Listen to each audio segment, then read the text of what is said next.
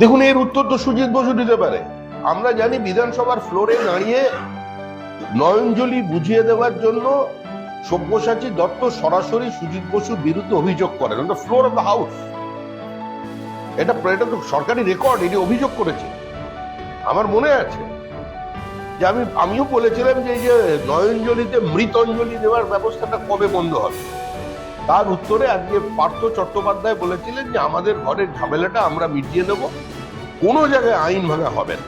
চলে যান আজকে লেক টাউনে, শ্রীভূমিতে পরিষ্কার দেখা যাচ্ছে কিভাবে নয়নজলি বুঝিয়ে জায়গা বেড়ে সরকারি জমি দখল, রাস্তা দখল, পুকুর বোঝার নগর কর্পোরেশন পুলিশকে বলছে কাজ বন্ধ করতে, কিন্তু কাউন্সিলরের তৎপরতায় আজকে সেইখানে বাগুইহাটি থানা কোনো অ্যাকশন নেয়নি এবং এখানে আপনার ভবানী কমপ্লেক্স তৈরি হয়ে গেল।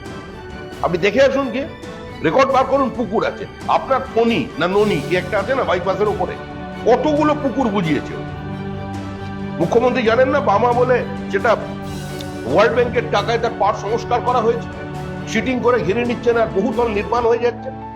হাজার হাজার কোটি টাকার মালিক, ফোন করলে সব পার্টির উঁচু নেতাদের কাছে ফোন চলে আসছে, যেটা বলা যাবে না।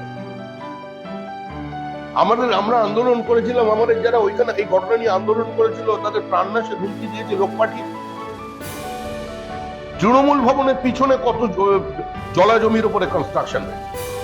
গোটা কলকাতা শহরে 10 লক্ষ মানুষ ঘর হারিয়ে ফেলবে যদি মুখ্যমন্ত্রী যা বলছেন সেটাকে বাস্তবায়িত করতে যায়। সিভিল ওয়ার তৈরি হয়ে যাবে কলকাতা।